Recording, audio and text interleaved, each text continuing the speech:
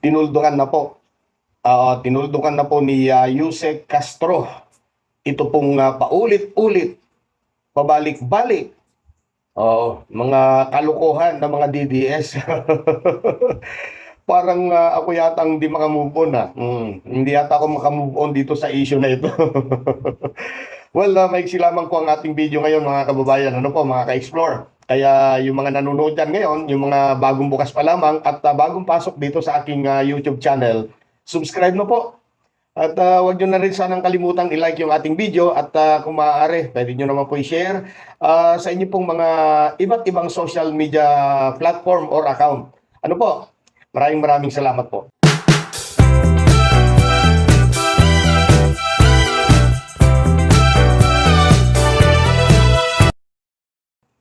Ang issue na ito ay palagay ko, iisa lamang po ang presidente po na gumawa nito. At walang iba po yan kundi ang ating Pangulong Bongbong Marcos Jr. Kahit balikan nyo man po ang kasaysayan, sa lahat po na naging presidente po ng ating bansa, ito pong si PBBM lang ang gumawa nito. Siya lang po ang kaisa-isahang presidente na ginawa po ang ganito. Bago po kasi ang eleksyon ng pangpanguluhan at ang totoo niyan, nasa kasagsagan pa lamang ng kampanyahan, ilang beses na pong pinagsisigawan ni dating Pangulong Duterte si PBBM, si BBM noon, na gumagamit daw siya ng ipinagbabawal na gamot. At dahil presidente pa si Digong noon, siyempre panahon niya yun, lumakas ang panawagan na magpa-drug test daw si BBM. At ito naman po ay nagsilbing hamon kay BBM noon. Kung matatandaan po natin, ay kaagad-agad pong nagpunta po sa St. Luke yata si BBM para magpa-drug test. At yun na nga po, naging negatibo po ang naturang resulta ng pagsusuri. Matapos nga po ng halalan, nangibabaw po. 31 million po ang bumoto kay BBM bilang Pangulo. Pero sa kabila po ng negatibong drug test result ni Pangulong Bongbong Marcos noong bago ang eleksyon, at sa hindi maintindihan ang dahilan, ewan ko ba, binuhay po ulit ni dating Pangulong Duterte ang issue po ng polvoron. Yung paggamit daw ng ipinagbabawal na gamot ni PBBM. Kaya't muli na naman po, nagpa-drug test na naman ang ating Pangulong BBM. Muli, napatunayang negatibo ang resulta ng pagsusuri. Pero ang masaklap, hindi pa rin dyan natatapos ang kwento. Dahil sa kagustuhan po ng mga Duterte na mawala po sa upuan itong si PBBM, tinuloy-tuloy po nila ang bangag issue. Yan. Grabe, Yan ay pinangunahan po ni na Roque, ni na Maharlika. Ayan. At kalaunan din, dahil sa mga pagsusuri ay napatunayan na ito ay gawa-gawa lamang o kaya tinatawag na faking video. At dahil nga doon sa pagsisiwalat naman nitong si, si Pebbles Talakera, at nangyari po yung pagsiwalat niya patungkol po doon sa papaano ilabas yung video, akala ko po, natapos na po doon. Yung pala hindi pa. Eto, panuorin po ninyo ito. Actually, napanood nyo na po ito. Maring marami na po nakapanood nito, pero gusto ko lang i-replay para doon sa mga hindi pa nakapanood. Nanggigigil ako dito Panuorin po natin. Eden Santos, Net25. Good morning po, Yusek. Balikan ko lang po yun dun sa di umano'y pulveron na video ni Pangulong Marcos.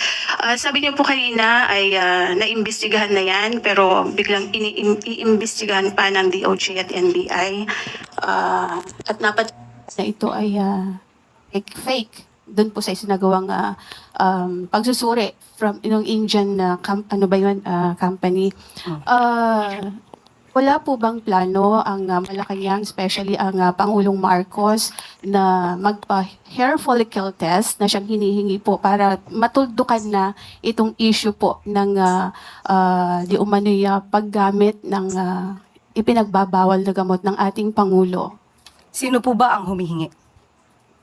Marami po sa ating mga kababayan ang sa social media na nagre-react dito po sa ipinapalabas na video na ito. Actually, parang na-die down na po ito before dahil nga sasabi nga na Malacanang it's a fake. Pero biglang nabuhay after po nung ginagawang investigasyon mismo ng Kongreso, ng Kamara. Kaya po muling lumabas itong video na ito. And sabi nga po nung vlogger na si Miss Pebbles Cunanan, ay si Attorney Harry Roque, yung mastermind nitong video. Pero inamin naman ni Miss Maharlika, yung another vlogger, na parang siya yung nagbigay lang kay Attorney Roque. Kaya ang tanong ko po, sabi niya sa social media hinihingi. Sino po in particular ang masasabi niyo sa akin na humihingi ng ganitong klaseng pag-test?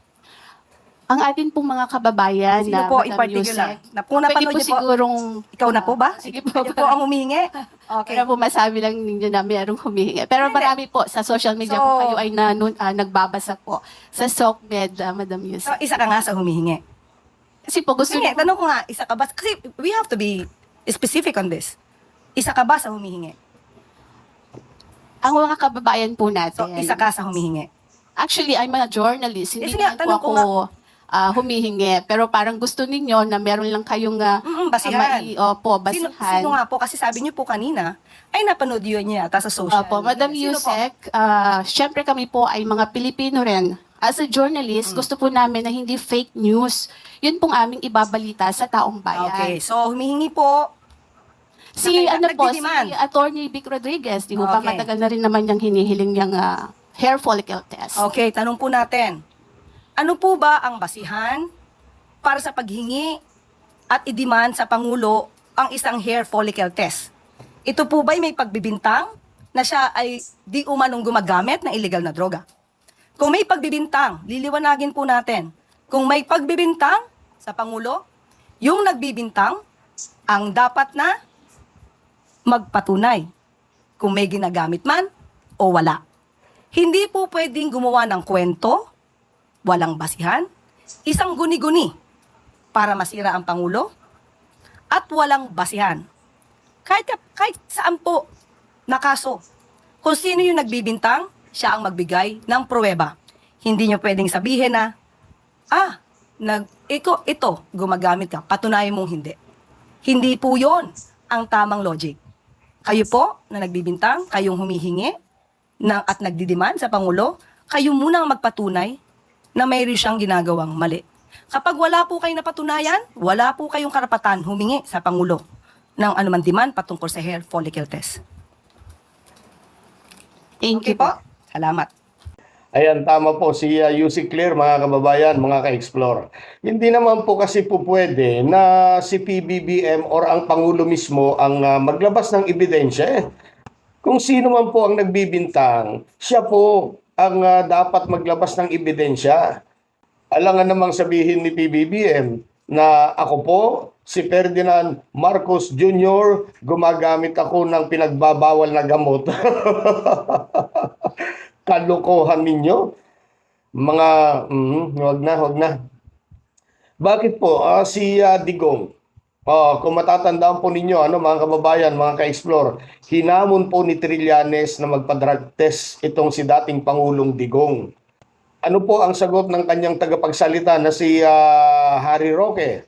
Ang sagot niya, walang sinumang makapag-uutos sa presidente. Di ba? Ayan din. Diyan din ang sinagot po ni Yusek Castro. ano na mga DDS. Ayaw niyo pang tumigil diyan. Tumigil na kayo. Walang mangyayari po sa inyo diyan. Wala na, finish na. Tadtad na po ng kaso at under investigation na po si Duterte doon po sa ICC.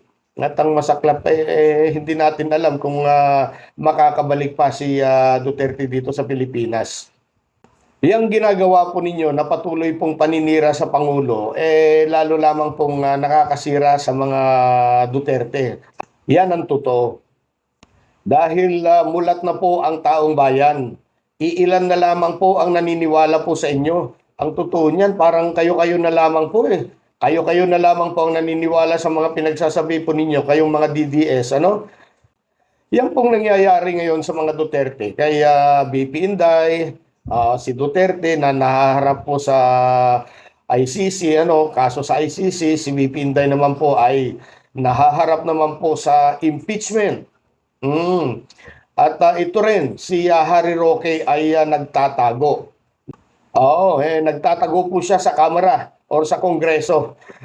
Grabe, mga DDS vlogger, ganun din. May mga kinakaharap din. Yung iba po ay may mga kinakaharap na kaso at yung iba naman ay iniimbestigahan. Ang lahat ng yan, hindi po kagagawan po ni PBBM. Yan po ang tandaan po ninyo. Hindi po gawain ni Pangulong Bongbong Marcos ang maghigante kung mayroon man kayong ginawang masama sa kanya. Mayroon po ba kayong ginawang masama sa ating Pangulo? Kayo na po ang sumagot po dyan. Sumusunod lamang po ang Pangulo natin sa rule of law. Kaya ang batas ang nangingibabaw at gumagalaw para sa mga ito, para panagutin ang mga may sala, ika nga. May kasabihan po tayo mga kababayan, mga ka-explore. Sa inyo manggagaling ang inyong ikagagaling at sa inyo rin magmumula ang inyong ikasasama. Kaya po, kung ano man po ang pinagdadaanan ng mga Duterte at ang kanyang mga kaalyado ngayon, sila po ang gumawa niyan. Batas po ng bansa ang nangingibabaw ngayon. Kaya batas ng bansa ang nangingibabaw sa kanila. Kaya mabuti pa, hayaan na natin na batas po ang humusga. Ano po? Sayang lamang po yung mga pag-rally-rally dyan. Wala na po tayo magagawa. May batas po tayo na dapat sundin. At si PBBM naman po ay tumutupad lamang sa kanyang sinumpahan bilang Pangulo at ipinapatupad ang batas ng patas. Yan lamang po. Maraming salamat sa panonood.